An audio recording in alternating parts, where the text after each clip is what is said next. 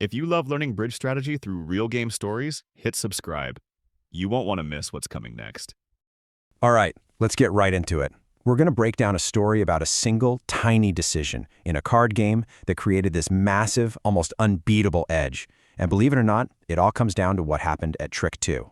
So what's with this number, 16.4%? Well, that's the gap, the performance gap between a result that was really good and one that was nearly perfect. We're talking about the difference between winning and just completely dominating the field, all because of one choice in a single game. So that's the big mystery we're going to unravel today. How could one little play, just the second card out of the hand, lead to such a wild swing in the final score? Let's unpack it. Okay, to really get what went down, we need to set the scene. Imagine this. We're at the Bridge and Biscotti Club. It's their weekly online tournament, and two different players are about to tackle the exact same hand. So meet our two players. First, there's Andrew. He's super enthusiastic, but still learning the ropes. And then you've got Robert, a seasoned veteran, a real master of the game. Now the key thing here is that they are facing the exact same conditions. Same cards, same programmed robot opponents. It's basically a perfect controlled experiment.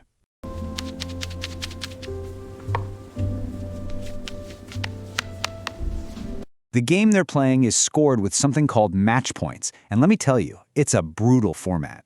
It's not really about how much you win by, it's about how your score ranks against every other person playing that same hand. Every single point, every little edge is a huge battle. And that battle is pretty much won with these things called overtricks. Just taking one more trick than you originally promised you would, well, that can skyrocket your score from totally average to the very top of the leaderboard. This is the prize both Andrew and Robert are going after. So, the stage is set.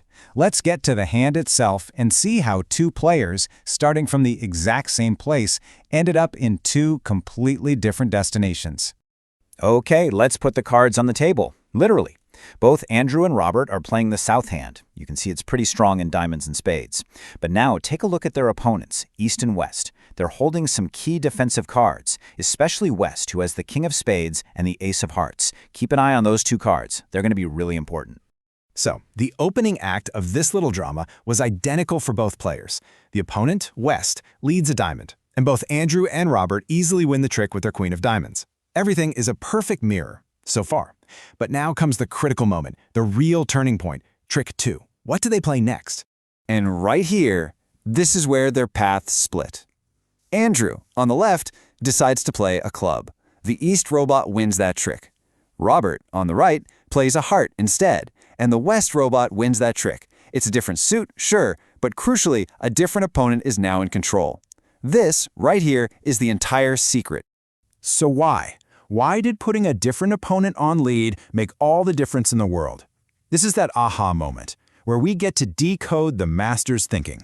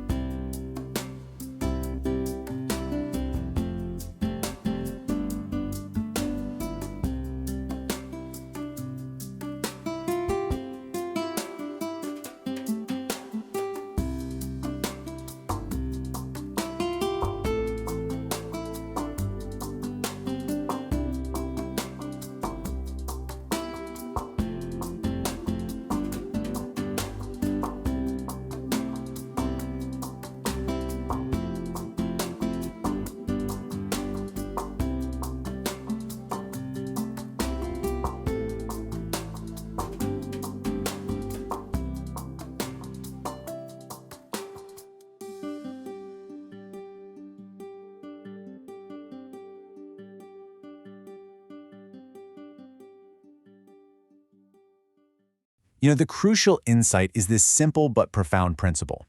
Robert understood that he couldn't force the robots to play a specific card. He couldn't read their minds. But what he could do was orchestrate which of the robots had to make the next move. He got to choose his opponent. And that single choice set off a chain reaction. When Andrew let the East robot win, East made a safe, quiet play, a low spade. This kept West's powerful king of spades safe, letting it capture Andrew's queen later on. But when Robert forced the West robot to win the trick, West was in a bind and played the king of spades right away. Robert snapped it up with his ace, and just like that, his own queen of spades was promoted. It became a guaranteed future winner. He basically manufactured an extra trick out of thin air. Now, this wasn't just some lucky guess on Robert's part. Nope. And if you want to see just how big a deal it is, take a look at this. That small point difference resulted in a massive swing. Andrew's play? It got him a very respectable 79.1% score on the hand. But Robert's play rocketed him up to a near-perfect 95.5%. That one little move made all the difference. So, the big question is, where did things change? In bridge, each little round of play is called a trick. And on the very first trick, both players did the exact same thing. The entire mystery, the whole puzzle, it all comes down to what they did next. The answer is right there in the second play. All right, so check this out.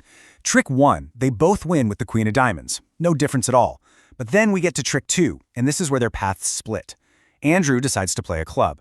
Robert, on the other hand, plays a heart. This single, tiny choice is the key to everything. But why? To really get Robert's thinking, we've got to rewind a bit. The secret wasn't just in the cards he was holding. It was in the coded messages that were sent before anyone even played a card. This part of the game is called the auction. And for Robert, this is where the detective work began. Here's our first big clue. An opponent, let's call them West, made a very specific bid called a takeout double. Now, this isn't just some random bid. It's a signal. And it's basically shouting, hey, I have a really strong hand, and I'm especially strong in the major suits. That's hearts and spades. So boom, that's our first piece of intelligence. And then, clue number 2 comes from the other opponent, East. They made a bid of 2 clubs, even though they didn't have to. It was a voluntary bid. And in bridge, that's a huge tell. It's a strong signal that East has some real power in the club suit, and very likely they're holding the ace of clubs. Okay, the picture's getting a lot clearer now, right? So here's the crucial point. Before Robert even plays his second card, he's put together this mental intelligence report. He's thinking, West is the one with the high cards in hearts and spades, and East is the one with the high cards in clubs. See, he's not guessing here. He's using the clues from the auction to build a working model of where the key cards have to be. So with this little intelligence report in his head, Robert's decision is no longer a coin flip. Not at all. It's about building a strategy to take advantage of the very information his opponents just gave him. It's time to force their hand.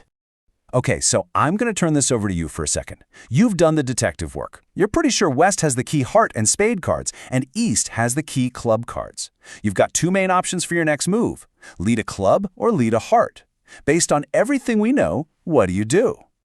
Let's break down the 2 choices. Andrew played a club, but based on our intel, that's playing right into East's strong suit. It's like handing them an easy win. Robert's play, the heart, does the exact opposite. It directly attacks West's known strength. It puts the pressure on them and forces them to make a move. Here is Robert's winning logic broken down into 3 super simple steps. 1. The auction told him that West almost certainly has the ace of hearts. 2. So he leads a heart on purpose to force West to win the trick with that ace. And 3. This is the brilliant part. That move puts West in the hot seat. Now it's their turn to lead the next card, and suddenly all of their options are bad ones. And this is just the beautiful result of that logic. By forcing West into the lead, he backs them into a corner. No matter what card they play next, it ends up helping Robert. It turns his queen of spades, a card that was probably going to lose, into a guaranteed winner later on.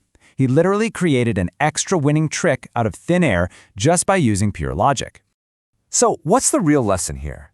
I mean, this is about way more than a clever card trick. This is a perfect, beautiful example of the art of inference.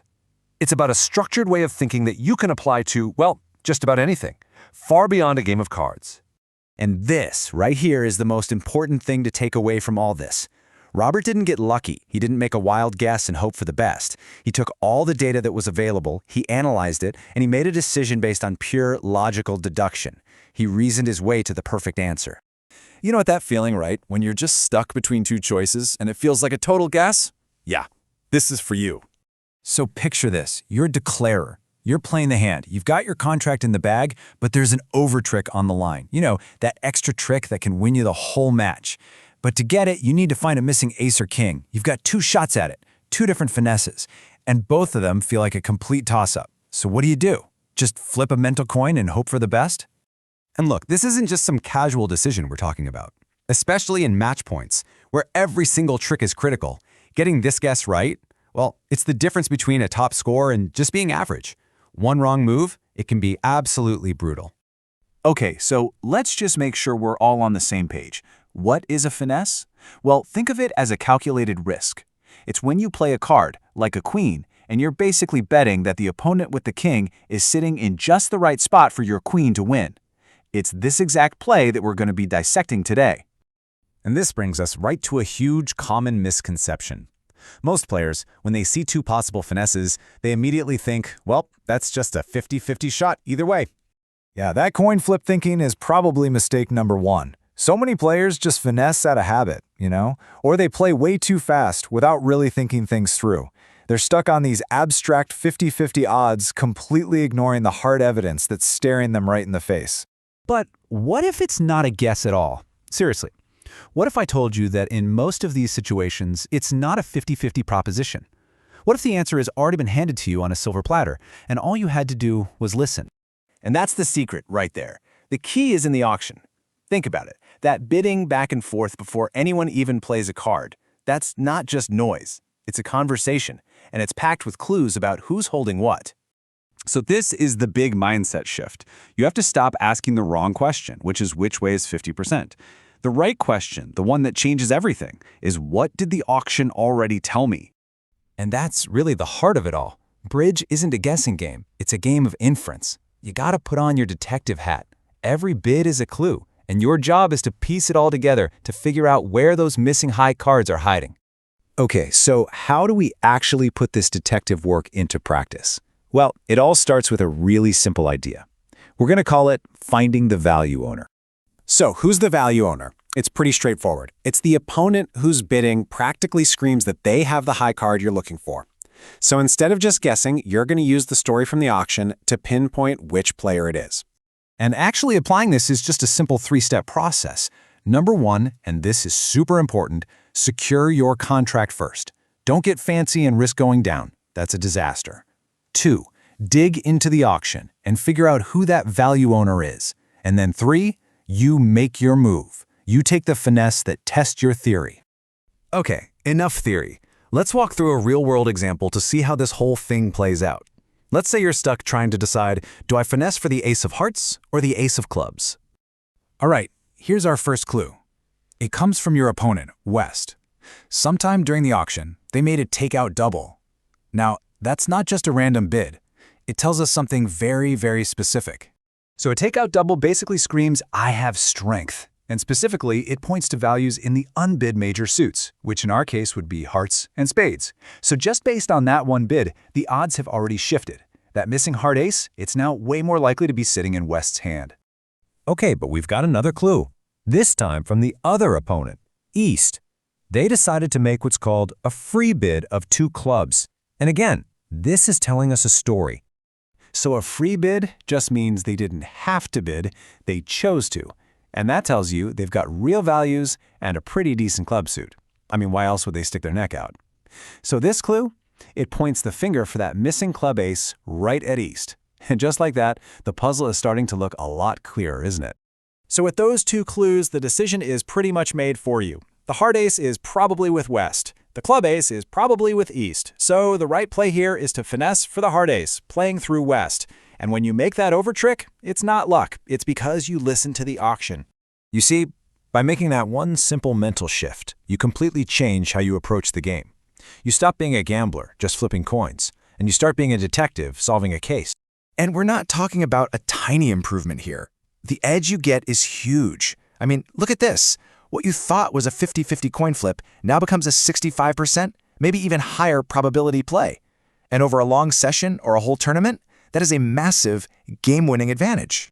So this is your new mindset, your new checklist. Number 1, listen to the auction. Really listen. Number 2, use what you hear to place the missing honors. And 3, finesse through the player who's shown the values. And always, always remember, every single bid changes the odds. And that's really the big takeaway here. Yeah, the cards will eventually tell you where everything is. But the bidding? The bidding gives you a sneak peek. It speaks first. And the best players? They're the ones who've learned how to listen.